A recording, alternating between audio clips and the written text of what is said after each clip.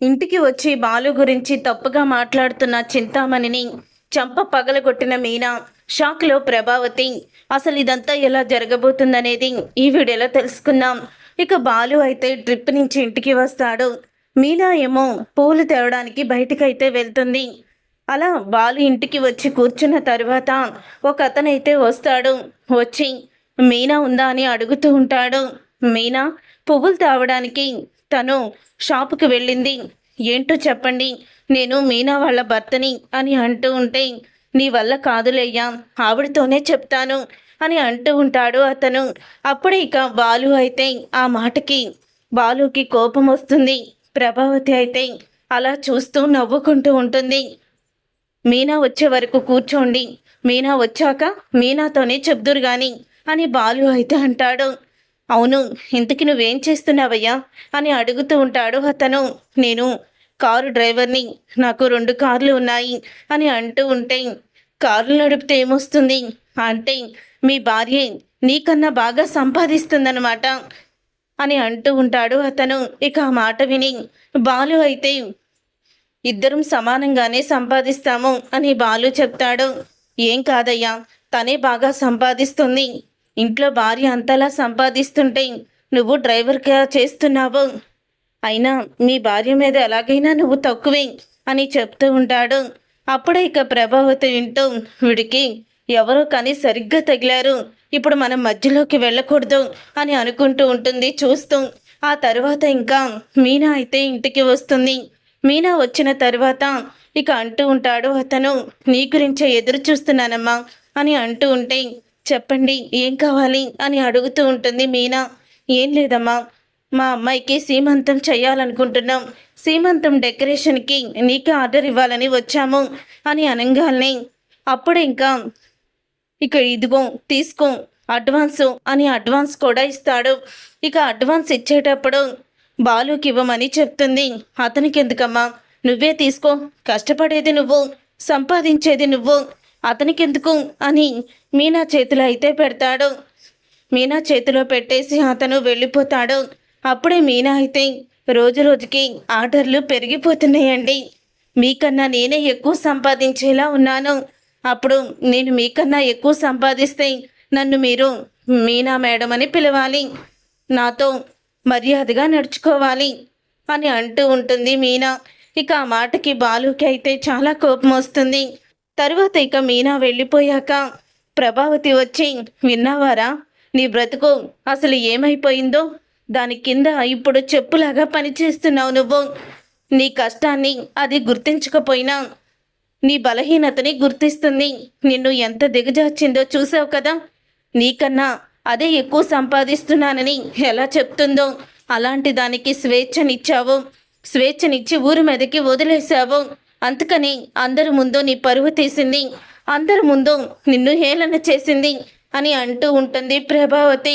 ఇక నీ బ్రతుకంతే, దాని చెప్పు చేతుల్లో బ్రతకడమే అని అంటూ ఉంటుంది ప్రభావతి.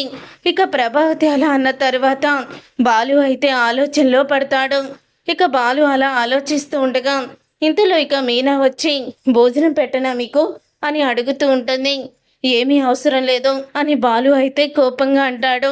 ఇంతలో రోహిణి, మనోజ్ అయితే వస్తారు. అప్పుడే ఇలా ఇల్లు కొన్నాము అని అంటూ చెప్పడంతో ప్రభావతి చాలా ఆనందపడుతూ ఉంటుంది.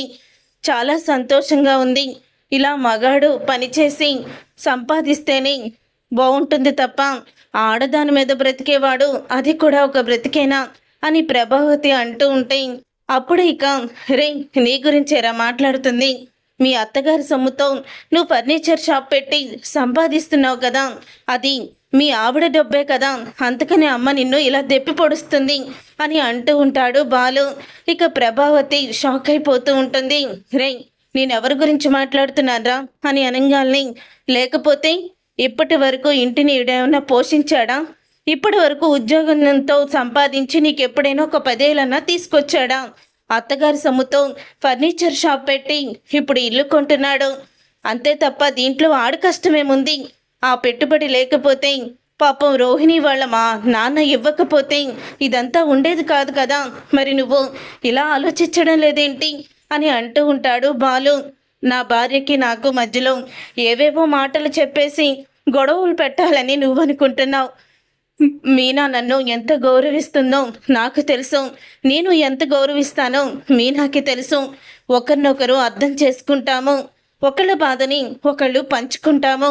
మా ఇద్దరి మధ్య ఎవరో నీలాంటిది వచ్చి మాటలు మాట్లాడేసి చెప్పుడు మాటలు చెప్తుంటే మేము కోపంతో గొడవ పెట్టుకొని విడిపోతామని నువ్వు అనుకొని ఆశపడుతున్నావు. అది మా కంఠంలో ప్రాణం ఉండగా జరగదు. మీనా నేను వేరు వేరు కాదు, మేమిద్దరం ఒకటే. తనకి నా మీద ప్రేమ ఉందో లేదో సమయం వచ్చినప్పుడే తెలుస్తుంది, సమయం సందర్భంలోనే తెలుస్తుంది అని అంటూ ఉంటాడు బాలు.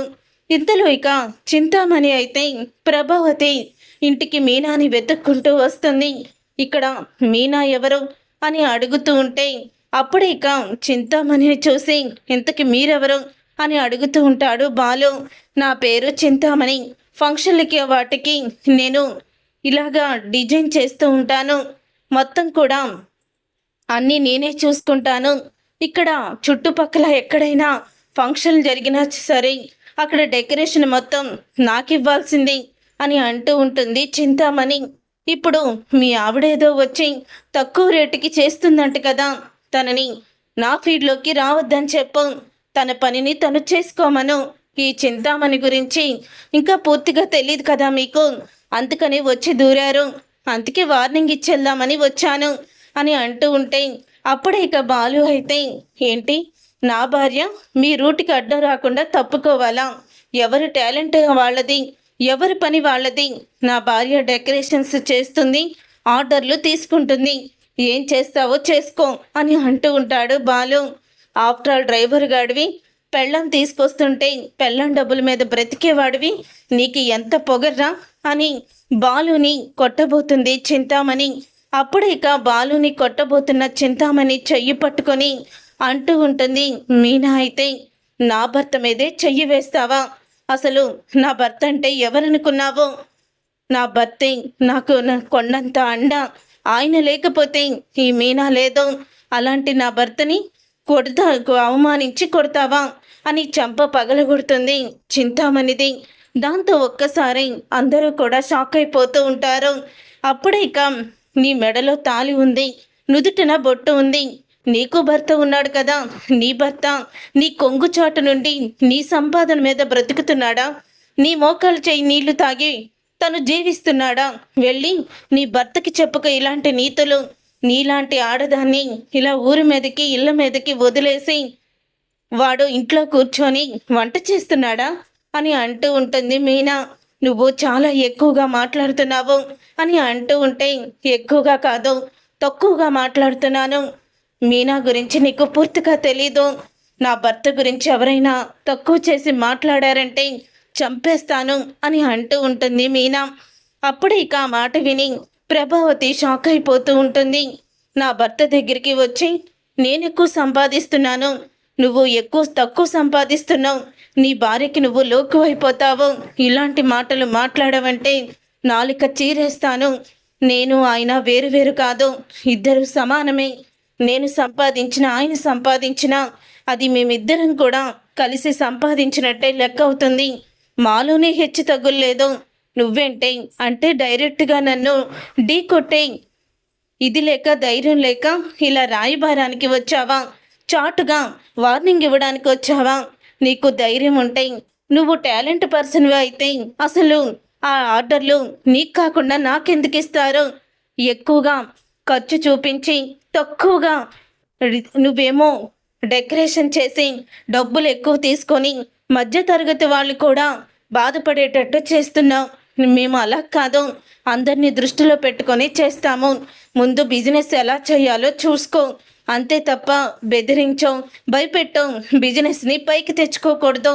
అది టాలెంట్ ఉండాలి అని అంటూ చింతామణికి ఊహించని షాక్ ఇచ్చేస్తుంది మీనా. అయితే ఈ చింతామణితో పెట్టుకున్నాం, ఏం జరుగుద్దో చూడు అని అంటూ ఉంటే చింతామణితో పెట్టుకుంటే ఏం జరుగుతుందో మాకు తెలీదు, కానీ మా జైలుకి వస్తే ఏం జరుగుతుందో ముందు ముందు నీకు తెలుస్తుందిలే అని బాలు అంటూ ఉంటాడు.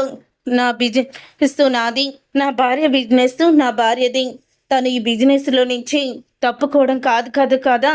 తను ఎప్పటికీ కూడా అస్సలు కూడా ఈ ఆర్డర్లు తీసుకోవడం మానదు. తను డెకరేషన్లు చేస్తుంది. ఏం చేసుకుంటావో చేసుకోపో అని చింతామణికి షాక్ ఇస్తాడు బాలు. వెళ్ళిపోయిన తర్వాత ప్రభావతితో అంటూ ఉంటాడు, నా భార్య నన్ను తన చెప్పు చేతుల్లో పెట్టుకుంటుందని అన్నావు కదా, ఇప్పుడు నా భార్య చింతామణికి చెప్పిన సమాధానం విన్నావు కదా. ఇంకెప్పుడు కూడా భార్యాభర్తల మధ్యన దూరి లేనిపోని మాటలు చెప్పి చాడీలు చెప్పు విడదీయాలని అనుకోకు. తిరిగి అది నీకే నష్టమవుతుంది అని ప్రభావతికి కూడా షాక్ ఇస్తాడు. అంటే ఈ మధ్య మళ్ళీ ఇవి కూడా మొదలు పెట్టిందా అని సత్యమైతే అక్కడికి వస్తాడు.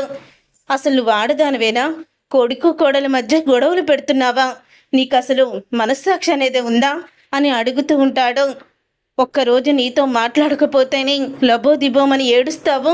అలాంటిది ఆ భార్యాభర్తల మధ్య గొడవలు పెట్టాలని ఎలా అనుకున్నావే అని అంటూ సత్యమైతే ప్రభావతిని తిడతాడు. చూసారుగా ఫ్రెండ్స్, రాబోయే కథలో ఖచ్చితంగా ఇలాగే జరగబోతుంది. మరి ఇలాగే జరగాలని మీరైతే కోరుకుంటున్నారా? అయితే వీడియోని తప్పకుండా లైక్ చేయండి. మీరు చేసే ఒక్క లైక్ మాకు ఎంతో సపోర్ట్ని, మోటివేషన్ ఇస్తుంది.